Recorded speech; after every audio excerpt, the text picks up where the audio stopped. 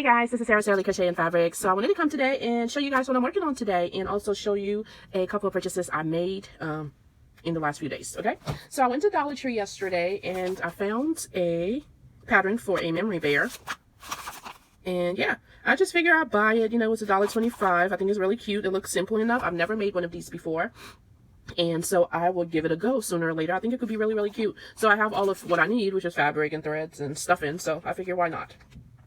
And then that was, no, I also bought this from Dollar Tree.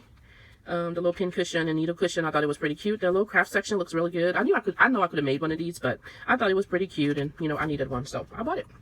And then also I went to Hobby Lobby, and I actually went there to look for fabric for my lining of my bucket hats I make, but their fabric was not on sale this week, so I would have to go back next week and get it, to get that 30% off or 40% off, whatever their fabrics are, week, you know, every other week. But I was looking at their clearance section, and I did find this, which is a chalk pencil. So I went ahead and got that. I figured I could use that in my craft room, so I purchased that. It was originally $3.49. It was 99 cents. And then just randomly in an aisle where nothing was on sale, I did find these, and I am in love. I am going to make these into earrings. Look at that. It is going to be absolutely gorgeous, just beautiful. So I'm just going to add, I think they call it fish hooks, earring connectors to that, and in like 2 seconds I will have a gorgeous pair of earrings, and I absolutely love the colors, bright and fun. And then for online purchases, I know this is a little odd of a purchase, but so in my area I go walking a lot. Well, not a lot, but I go walking some. And sometimes I run into various kinds of animals, and I'm a little afraid of dogs a little bit. Dogs that I didn't grow up in the household, like my nieces and my sister have dogs, and I'm totally fine. But just random dogs, I'm kind of scared a little bit. So I did get a whistle, and I thought this was a really cool idea. Not only for just walking, but just for safety. I think it draws a lot of attention, and it would be a cool thing to have. So I got a pack of 3 of them in from Amazon. It was like $6.99, and I think this would be pretty cool when I travel as well. So sometimes I travel overseas. As you know, I'm from West Africa, but I travel to a lot of other countries. But I just think all the way around it's a pretty cool thing to have. I know they have the little gadgets where you can just, it's like battery operated, but sometimes I like things that are manual, so that I know that it doesn't require, you know, batteries that could fail or run out for it to work. So I'm going to keep one of it on my keychain, one in my car, and then one in my travel bag. So that's what I'm doing with that. Okay, so now to the granny squares I've been working on. I'm on my last deal right here. And so I am putting them together. So I just wanted to show you guys how I put my granny squares together and chat a little bit. So, you know, with the granny squares, there is a wrong or a right side. So this is what I consider the right side, and then this is what I consider the wrong side. Once you've made a few granny squares, you'll know, you know, this is the side that you work with facing you. And so with that, what I do, I'm trying to make sure this doesn't look weird. I put them together as such. I'm going to do it this way and see. So I put it together like this, and I mean, I'm a good crocheter, but things don't always come up, you know, 100% even for me. So, I make sure I know that that's a possibility. So when I'm putting these together, well, first I have my black yarn, so I go ahead and make a loop first and draw that in a little bit. And then I put this together like so. I make sure that this end, the tip is as straight as possible. So I go ahead and clip that. And then I just match it up and make sure this end, the corner, is as straight as possible. And I always try to make sure that first stitch is as straight as possible, because that usually can determine how the work will be. So I just stick my crochet hook in there, and then stick this out, and then I make a stitch. Now if you see, there are, and I'm sorry, I know black yarn is horrible, but there's 2 parts of, there's this front loop, and then there's a back loop, and then on this side it's the same as a front loop and a back loop. So I tried to work, I guess, which would be the back loop on both. So I'm taking this back loop, and then right next to it is the back loop of the other granny square, and I just slip stitch that. And it's just kind of, for me personally, it just falls together. It's easier to just do that because it's right there together when you put both of the granny squares together, and it's just an easy flow for me. So I just kind of go along with that. And I try to do it not too tight, but not too loose either, because I don't want to do it too tight and then it buckles, and then you have kind of a ruffled sort of granny square issue. So when I do it a little, you know, casually loose, and it just kind of flows,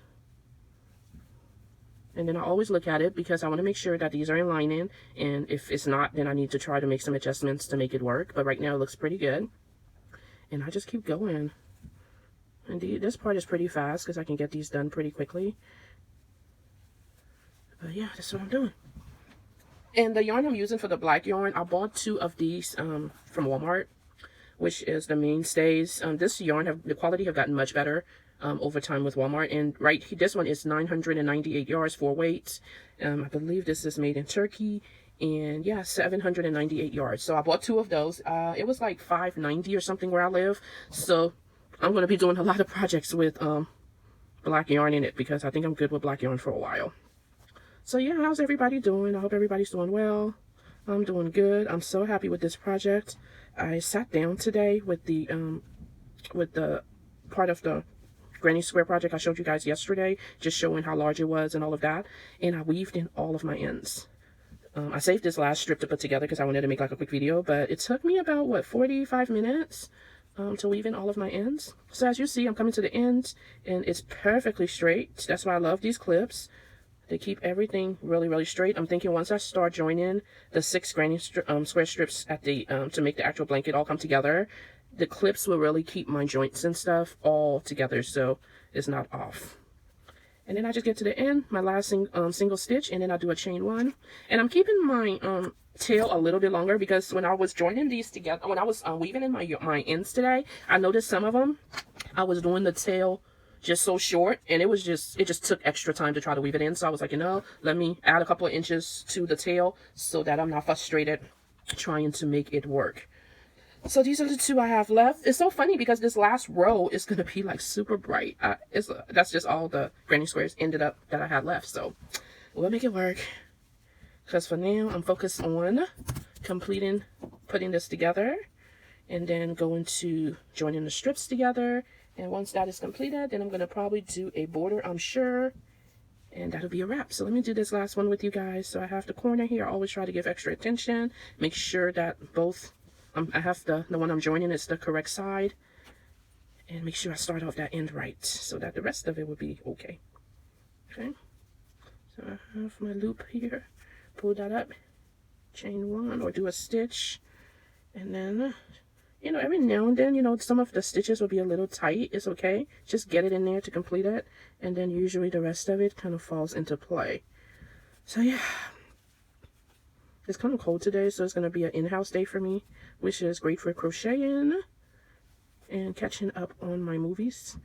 I do like those like medieval kind of movies from like where women wore those bodices and all that kind of crazy stuff. I like, you know, like those old school war movies. So yeah. And I like any movies where you see people cooking or anything like the old school way of cooking where it wasn't that complicated. But yeah. Oh, my clip fell off. Let me make sure it's back and right. Alright. So that's what I'm going to do today. I'm going to kind of work on the blankets. Get it in there. Get it in there. Here we go. So yeah, that's what I've been up to, guys. I cannot wait till it's completed. I have a banister in my house, like where you can be in my living room downstairs, and then there's a white banister that you look up.